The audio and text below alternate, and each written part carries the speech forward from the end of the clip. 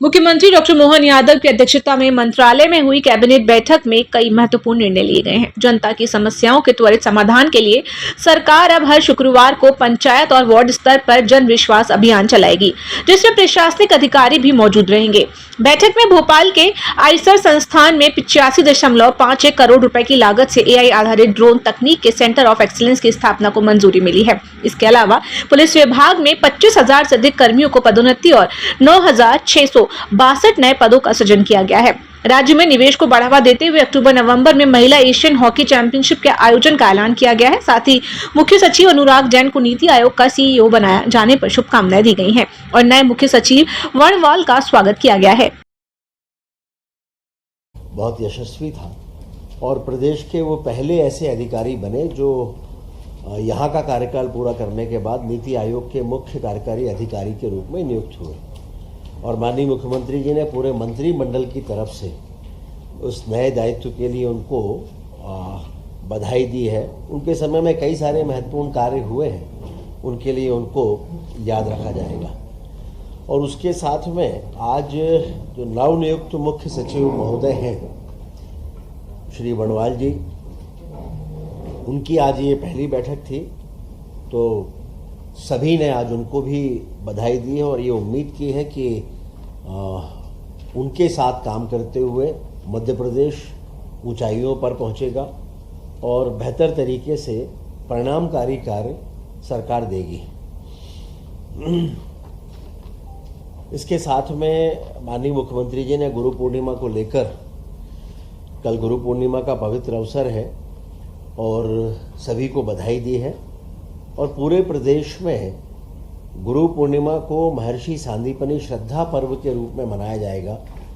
जगह जगह सांदीपनि जो स्कूल खुले हैं वो एक तरह से कीर्तिमान स्थापित कर रहे हैं और महर्षि सांदीपनि श्रद्धा पर्व एक जन भागीदारी का उत्सव, सांस्कृतिक और शैक्षणिक जन आंदोलन के स्वरूप में मनाए जाने की योजना है। और उसके साथ साथ अगर कुछ सांदीपनि स्कूल तैयार हो गए हैं, उनके लोकार्पण होना है, तो वो लोकार्पण भी इसमें किए जाएंगे। बहुत प्रसन्नता की बात है कि मध्य प्रदेश को लगातार राष्ट्रीय स्तर पर अपने कार्यों के लिए पुरस्कार प्राप्त हो रहे हैं। आयुष्मान भारत योजना में भी मध्य प्रदेश को राष्ट्रीय सम्मान मिला है। बेस्ट परफॉर्मिंग लार्ज स्टेट श्रेणी में राष्ट्रीय सम्मान मध्य प्रदेश को दिया गया है।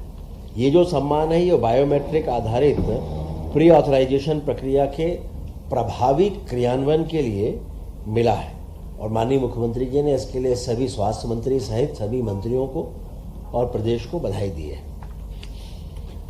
इसके साथ ही माननीय प्रधानमंत्री जी ने जो निर्णय लिया है फास्ट ट्रैक कोर्ट का, वैसे भी माननीय प्रधानमंत्री जी जो भी निर्णय लेते हैं तो मध्य प्रदेश वो ऐसा राज्य है जहां कोशिश होती है कि अगर उसे राज्यों में भी लागू करना है तो मध्य प्रदेश उन्हें लागू करने में एक अग्रणी राज्य के रूप में अपनी भूमिका निभाए और इसीलिए मध्य प्रदेश में फास्ट ट्रैक कोर्ट बनाने की भी आज घोषणा हो गई है। ये भोपाल, जबलपुर, इंदौर और ग्वालियर में स्थापित होने वाले हैं, जिनमें पेपर लीक और परीक्षा जैसे अन्य सभी मामलों का 3 माह के भीतर निराकरण किया जाएगा और साथ में ये भी सुनिश्चित होगा कि जो युवा हैं उनके सपने साकार होने में किसी तरह की कोई कठिनाई ना आए। इसके लिए साथ में सभी परीक्षाएं पारदर्शी तरीके से हों, उसके लिए जो स्टैंडर्ड प्रोटोकॉल है वो भी तैयार किया जाएगा। ये बहुत खुशी की बात है कि इस बार माननीय प्रधानमंत्री जी के मन की बात के कार्यक्रम में मध्य प्रदेश का उल्लेख हुआ है। माननीय प्रधानमंत्री जी ने जो कैच द रेन, जो उनका एक संकल्प है, प्रेरणा है पूरे देश को, उसमें उन्होंने सीधी और नरसिंहपुर में जल संरक्षण के लिए जो कार्य हुए हैं उनके लिए सरकार के, मध्य प्रदेश सरकार के कार्यों की सराहना की है। माननीय प्रधानमंत्री जी ने सीधी में 1500 जो तालाब बने हैं उनको लेकर और नरसिंहपुर में अमृत सरोवरों को जिस तरह से संवारा गया है उसको लेकर उन्होंने मध्य प्रदेश की सराहना की है। और खुशी की बात यह है कि माननीय मुख्यमंत्री जी ने इस बात के लिए भी बधाई दी है कि मध्य प्रदेश को 7,000 करोड़ रुपए से अधिक निवेश के और भी नए प्रस्ताव प्राप्त हुए हैं। और इसमें श्याम सेरन पावर कंपनी लिमिटेड लगभग 1,000 करोड़ का निवेश करने वाली है और 1,000 से अधिक लोगों को रोजगार देने का लक्ष्य है। इसी तरह से पारस defence and space technology Madhya Pradesh में सेमीकंडक्टर परियोजना भी स्थापित करेगी, जिसमें 6,200 करोड़ रुपए का निवेश होगा और लगभग 2,500 से अधिक रोजगारों का सृजन होगा। अभी बहुत प्रसन्नता की बात है कि जिस तरह से प्रमोशन हुए हैं उसमें अकेले पुलिस विभाग में ही 25,000 से अधिक पुलिस कर्मचारियों की पदोन्नतियां हुई हैं और साथ में मध्य प्रदेश पुलिस में अलग अलग श्रेणियों में 9,662 पदों को मंजूरी भी दी गई है। पिछले साल भी लगभग 8,500 पद स्वीकृत किए गए थे और इन दोनों को मिला लें तो लगभग 18,000 पद 2 वर्ष में मध्य प्रदेश में स्वीकृत हुए हैं। और ये कहते हुए भी हमें खुशी है कि माननीय मुख्यमंत्री जी के नेतृत्व में मध्य प्रदेश पुलिस को देश की सर्वश्रेष्ठ पुलिस बने, इस दिशा में लगातार कार्य होंगे।